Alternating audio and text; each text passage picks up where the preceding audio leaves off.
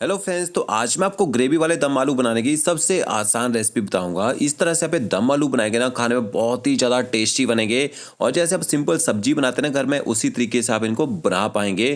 तो चलिए रेसिपी शुरू करते हैं। सबसे पहले आपको ना छोटे साइज़ के आलू चाहिए होंगे। तो जब भी आप दम आलू बनाते हैं, छोटे साइज़ के आलू परचेज करके लाएँ। और आलू को मैंने अच्छी तरह से छील लिया है। आजकल सर्दियों में ना ताज़े आलू मिलते हैं। अगर आप छिलकों के साथ इनकी सब्जी बनाना चाहें तो बना सकते हैं। अच्छी तरह से आलू को धो लीजिए और इनकी सब्जी आप बना सकते हैं। सबसे पहले आपने क्या करना है, जो आलू है ना, इनको आपने होल कर लेने हैं इस तरह से। ऐसा क्यों करना है, जब इनको ग्रेवी में पकाएंगे ना, अंदर तक अच्छा टेस्ट आएगा मसालों का। ग्रेवी बनाने के लिए आपको 4 प्याज और 2 टमाटर चाहिए होंगे। जो प्याज है इसको फाइन चॉप कर लीजिए, टमाटरों को भी आपने बारीक काट लेना है, देखिए इस तरह से। और 100 ग्राम आपने दही लेनी है। फ्रेश दही का आपने यूज़ करना है, ज़्यादा खट्टी नहीं होनी चाहिए दही। आधा चम्मच आप दही में हल्दी पाउडर ऐड कर दीजिए। 1 चम्मच आपने इसमें देगी मिर्च पाउडर है, कश्मीरी मिर्च पाउडर ऐड करना है। 1 चम्मच आपने धनिया पाउडर डालना है इसमें। आधा चम्मच जीरा पाउडर, कच्चे जीरा पाउडर का मैंने यहाँ पे यूज़ किया है।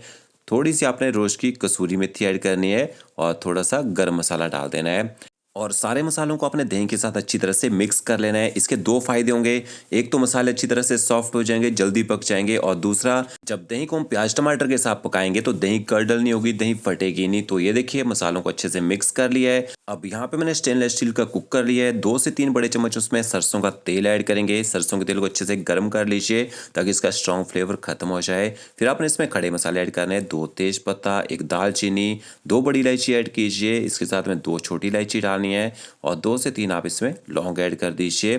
थोड़े से खड़े मसालों के साथ सब्जी बनाएंगे ना, बहुत ही ज़बरदस्त सब्जी में टेस्ट आता है और फ्लेवर भी आता है। और एक आपने सूखी हुई साबुत मिर्च लेनी है, उसको तोड़ के डाल देना है और मसालों को थोड़ा सा चटकने दीजिए। इसके बाद आपने इसमें साबुत धनिया ऐड करना है। 1 छोटा चम्मच साबुत धनिया डाल दीजिए कूट के। 1 छोटा चम्मच आपने साबुत जीरा ऐड करना है इसमें। और आधा चम्मच आप इसमें सौंफ ऐड कर दीजिए। तो इन तीनों मसालों का कॉम्बिनेशन ज़बरदस्त रहेगा और फ्लेवर भी अच्छा आएगा। गैस की फ्लेम आपने मीडियम टू लो रखनी है। मसालों को थोड़ा सा ना गर्म होने दीजिए। इसके बाद आपने इसमें बारीक कटा हुआ प्याज ऐड कर देना है और गैस की फ्लेम आपने हाई कर देनी है। हाई फ्लेम में आपने प्याज को थोड़ी देर यहाँ पे पका लेना है ताकि प्याज का जो कच्चा टेस्ट है ना, वो खत्म हो जाए। ज़्यादा आपने गोल्डन ब्राउन नहीं करना है प्याज को। ये देखिए प्याज का मॉइस्चर यहाँ पे खत्म हो चुका है। थोड़ी सी आप इसमें हींग ऐड कर दीजिए, डाइजेशन के लिए बहुत ही बेहतरीन होती है। थोड़ा सा हल्दी पाउडर और थोड़ा सा आप इसमें कश्मीरी मिर्च पाउडर और ऐड कर दीजिए और इनको भी प्याज के साथ अच्छी तरह से मिक्स कर लीजिए यहाँ पे। तो ये थोड़े थोड़े मसाले मैंने तो ऐड किए हैं क्योंकि इसके साथ में हम आलू को फ्राई करेंगे।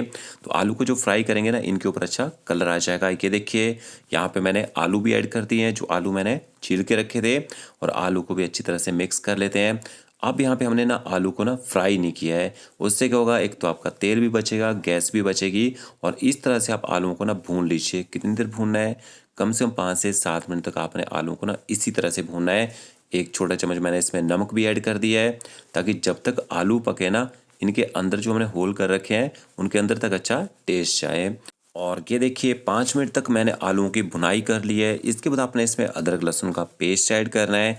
1 छोटा चम्मच मैंने अदरक लहसुन का पेस्ट ऐड कर दिया है। अगर मिक्सी ग्राइंडर जार ना हो, आप अदरक और लहसुन को कूट के भी यहाँ पे डाल सकते हैं।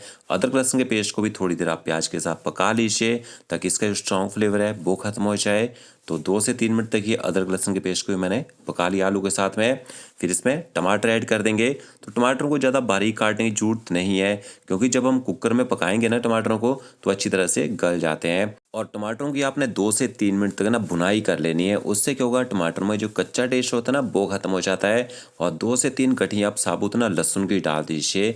जब हम कुकर में बिसल लगवाएंगे ना, ज़बरदस्त फ्लेवर निकल के आएगा लहसुन का इसमें। और अच्छी तरह से देखिए टमाटरों को मैंने भून लिया है यहाँ पे। और जो टमाटर हैं अच्छी तरह से सॉफ्ट हो चुके हैं, अच्छी तरह से गल भी चुके हैं। इसके बाद आपने इसमें ना दही और मसाले ऐड करने हैं, जो दही के साथ मसाले मिक्स करके रखे हैं। तो मैंने दही में थोड़ा सा ना पानी ऐड कर दिया था। वो क्यों, दही के साथ मसाले ना बहुत ज़्यादा थिक हो चुके थे।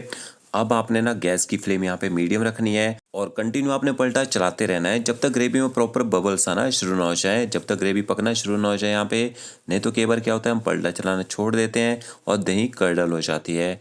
तो ये देखिए जैसे जैसे आपकी ग्रेवी पकती जाएगी, ग्रेवी का कलर भी चेंज होता चला जाएगा और मसाले भी उसमें सॉफ्ट हो जाएंगे। बॉल में थोड़ी सी दही चिपकी रहेगी थी, थोड़ा सा पानी मिक्स कीजिए और इसके बाद आप ग्रेवी में डाल दीजिए। अब आपने दही मसालों को तब तक पकाना है जब तक ये अच्छी तरह से ऑयल छोड़ना शुरू ना कर दें। इससे क्या होगा, दही का जो अपना टेस्ट होता है ना, वो खत्म हो जाता है। तो ये देखिए अच्छी तरह से मैंने दही मसालों को पका लिया है यहाँ पे। फिर आपने इसमें पानी ऐड कर देना है। तो 1 कप मैंने इसमें पानी ऐड कर दिया है। अगर आप इस सब्जी को राइस के साथ बना रहे हैं तो आप इसमें थोड़ा सा पानी और ऐड कर सकते हैं। अगर रोटी के साथ सर्व करेंगे तो इतना ही पानी काफ़ी रहेगा सब्जी में। अच्छी तरह से पानी को मिक्स कर लेते हैं और इसके बाद आपने सब्जी को ऊपर से ना कवर कर देना है, कुकर का ढक्कन लगा देना है। अब आपने इस सब्जी को कितनी देर पकाना है, कम से कम 10 से 12 मिनट तक आप इस सब्जी को ना आराम से पकने दीजिए। 3 से 4 आपने इसमें विसल लगवानी है। तो ये देखिए 12 मिनट तक मैंने सब्जी को पका लिया है। स्टीम नहीं निकालनी है, अपने आप कुकर की स्टीम निकल के ख़त्म हो जाएगी ना।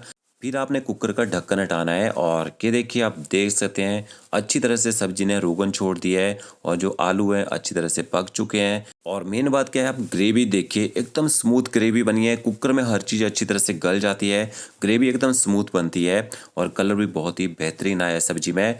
लास्ट में आप ऊपर से हरा धनिया डालिए बारीक कटा हुआ और हरे धनिया को भी अच्छी तरह से मिक्स कर लीजिए। और आपने इसमें कुछ नहीं ऐड करना है। तो आप इसको रोटी राइस के साथ सर्व करेंगे, बहुत ही अच्छा टेस्ट आएगा। वीडियो अच्छा लगा होगा लाइक शेयर कमेंट जरूर कीजिए। Okay friends, thank you.